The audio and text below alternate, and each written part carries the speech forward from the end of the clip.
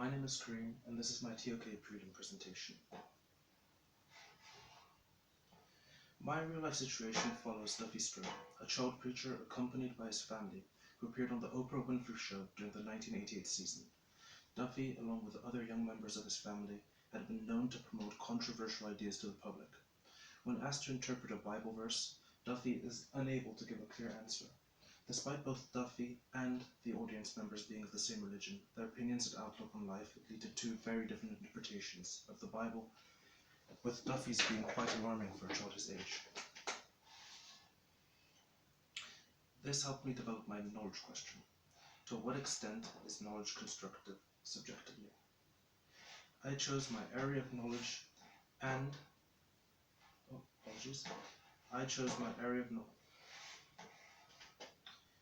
I chose my area of knowledge, religion, and real-life situation to accompany the knowledge question as an opportunity to explore the different interpretations of the Bible. These are often quite personal. While certain groups within the church follow literal interpretation, or taking the Bible word for word, many other groups have begun to build their interpretations off of their own emotions or memories.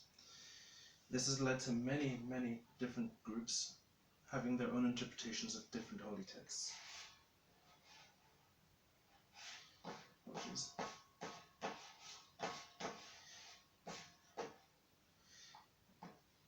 In order to effectively explore my knowledge question, it is imperative that we begin with answering the question, what is knowledge?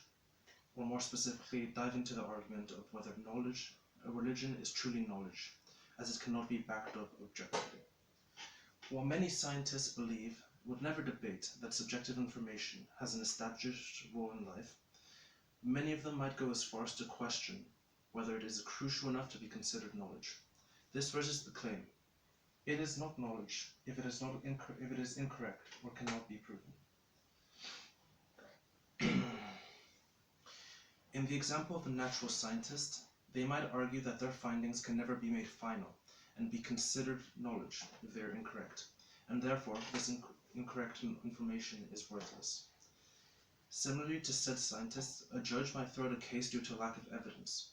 Subjective data such as witnessing that they were 60% sure someone committed a crime would not stand in a courtroom. In this line of thought, meaning is only applied to what is factual and true.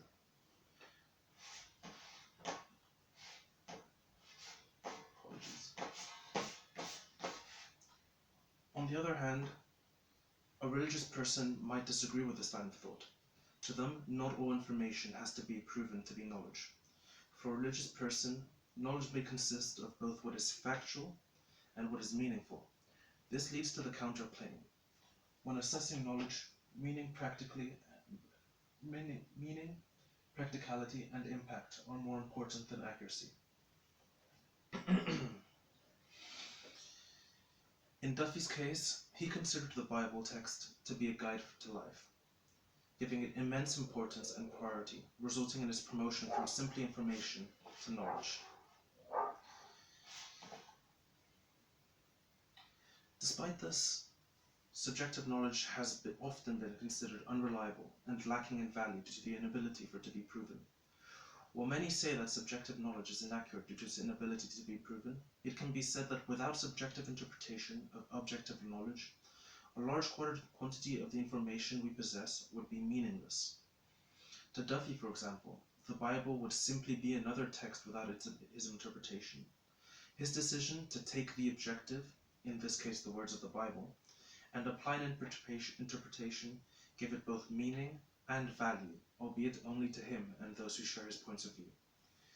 Similarly to the example above,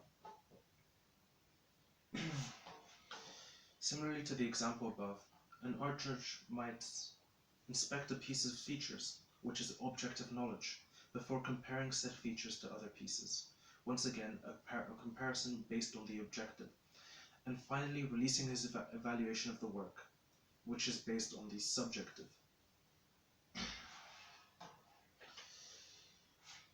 On the other hand, someone working in the natural sciences might disagree with this idea. In the case of a doctor, the subjective is not accurate enough for a proper diagnosis, and therefore has a lower value than, say, objective data. If a patient says their knee hurts, which is subjective, it would be unprofessional for a doctor to take a course of action, such as an operation, without further inspection. However, if a doctor performed an MRI scan and found fractures in the patient's knee, which would be objective data, it would be far more appropriate.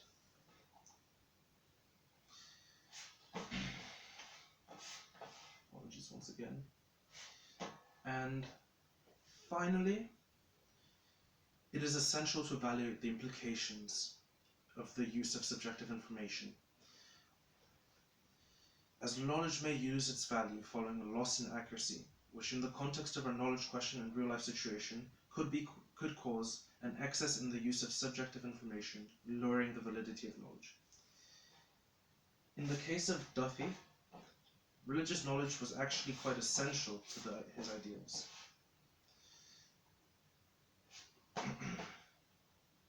And his construction of knowledge. He relied on the message that he drew from the Bible in order to interpret it and preach its meanings to others. When the Bible told him to put a certain emotion into his preaching, he would do it, and add his own touches based on the message he was receiving in order to spread a similar intended meaning. This is likely applicable for other examples where knowledge is subjective. If you're studying ethics, it is important for you to apply your own opinions to those of others in order for you to consider your verdict fair. A parent will only apply their own ideals on top of the ones that they were passed down to them by their own parents in order to ensure that they are educating their children properly. In all of these examples, subjective knowledge is required due to its balancing act of adding a touch of humanity to existing knowledge and making it meaningful and useful.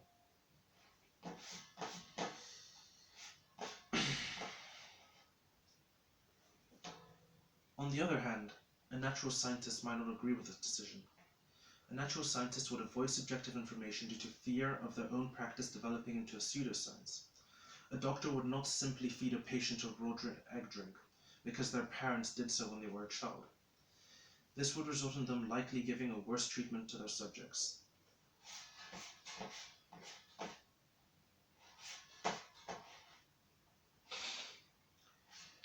So, in conclusion, subjectiveness plays a crucial role in the construction of knowledge. While many might find that it lacks in factuality and evidence, knowledge would not be the way we experience it without subjectivity. Without the human aspect and interpretation, we would experience information more similar to computers than living beings, without realizing its implications and making it personal to our needs and understanding of the world.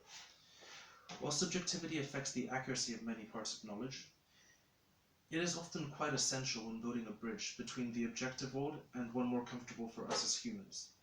Without subjective, the objective would serve a lesser purpose to society.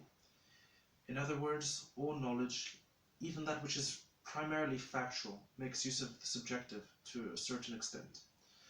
To finally answer my knowledge question concisely, my conclusive statement is as follows. Knowledge always includes a small element of the subjective. In the more factual lines of knowledge, this element is minimized, however still prevalent. In the more human lines of knowledge, subjective information is crucial for the construction and development of knowledge. The same goes for our real-life situation.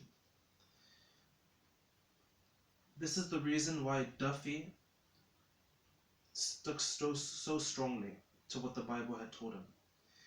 Through his experiences, so subjective information, the Bible is to be taken word for word. This was my TOK presentation. Thank you very much for watching.